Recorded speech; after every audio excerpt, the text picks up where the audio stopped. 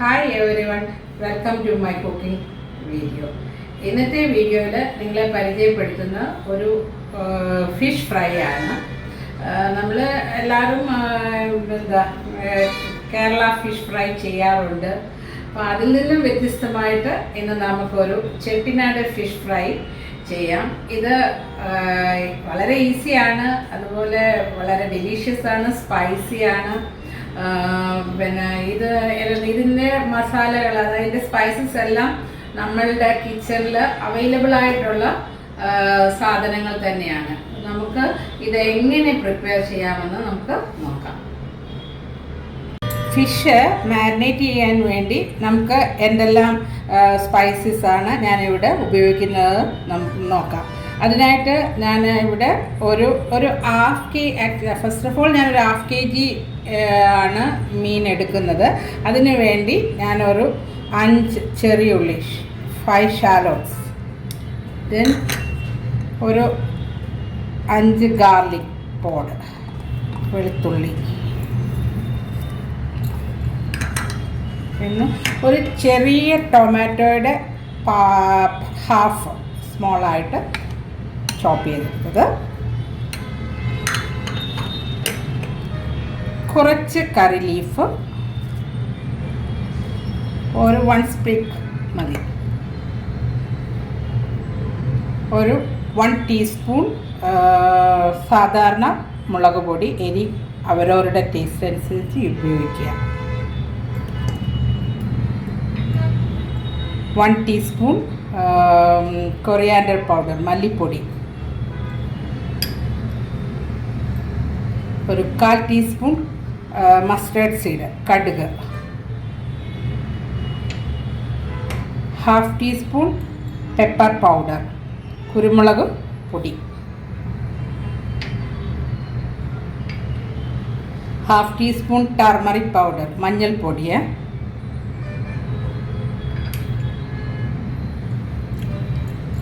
ഒരു 1/4 teaspoon fennel seed powder, പെരിഞ്ചീരകപ്പൊടി,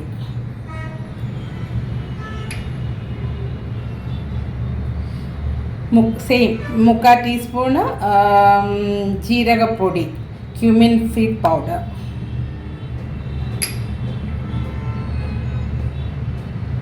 ഇത് ഒരു 1/2 ടീസ്പൂണ് കായപ്പൊടി, ഫെറ്റിഡ,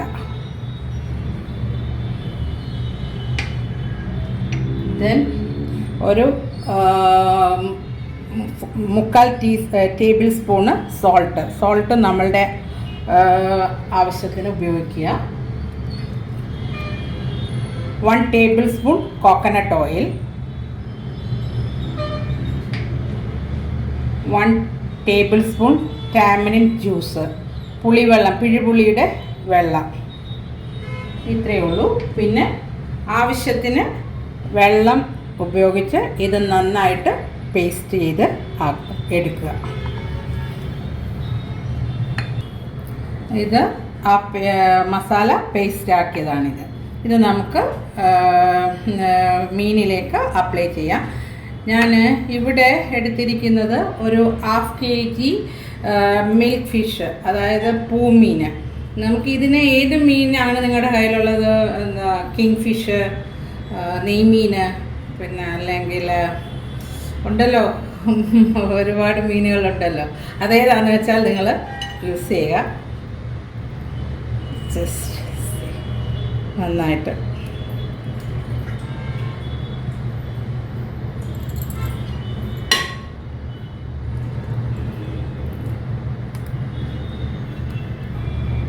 അങ്ങനെ ബാക്കി ഫിഷൂടെ മസാലയെല്ലാം ഇതിൽ അപ്ലൈ ചെയ്യുക.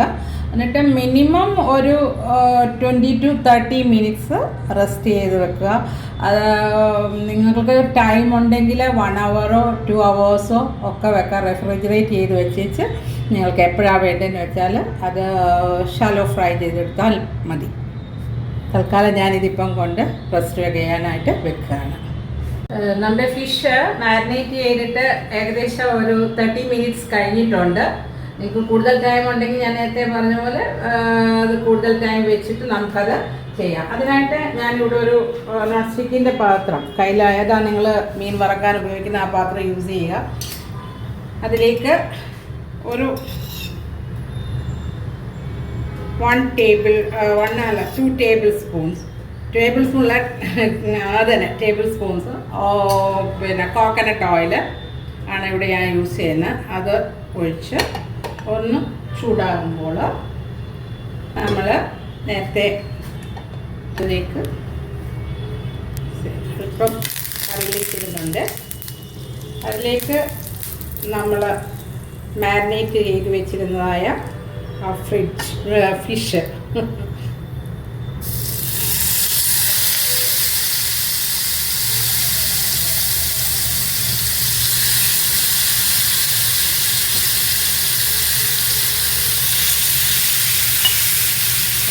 മസാല ഉണ്ടെങ്കിൽ അത് ജസ്റ്റ് ഒന്ന് മസാല നന്നായിട്ട് അത് കോട്ട് ചെയ്ത് എടുക്കുന്നുണ്ട്.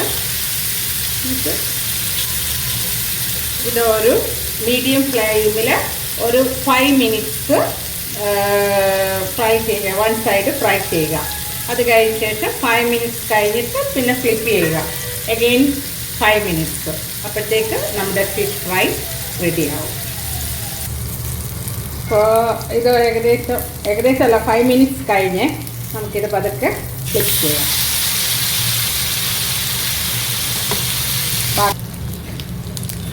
ഫിഷ് ഫ്രൈ ആയിട്ടുണ്ട്. അപ്പോൾ ഞാനിവിടെ മുമ്പേ ടൈം 5 മിനിറ്റ്സ് എന്ന് പറഞ്ഞു. അത് ഈ പറഞ്ഞ പോലെ നിങ്ങളുടെ ഫിഷ് ഫ്രൈയുടെ ടെക്സ്ചർ ഉണ്ടല്ലോ, ചിലർക്ക് നല്ല മുരിഞ്ഞ് ഒത്തിരി ഇരിക്കുന്ന, അത് ഓരോരുത്തരുടെ ഇതനുസരിച്ച് ചെയ്യാൻ. ഞങ്ങൾക്ക് കുറച്ച് പുറമേ മുരിഞ്ഞ് കുറച്ച് സോഫ്റ്റായിരിക്കുന്നതാണ് ഞങ്ങളുടെ ആ ഫിഷ് ഫ്രൈയുടെ കൺസിസ്റ്റൻസി എന്ന് പറയുന്നത്. ഓക്കെ, നമുക്കിതിനിയും വേറെ ഒരു സർവിങ് പ്ലേറ്റിലേക്ക് മാറ്റാം.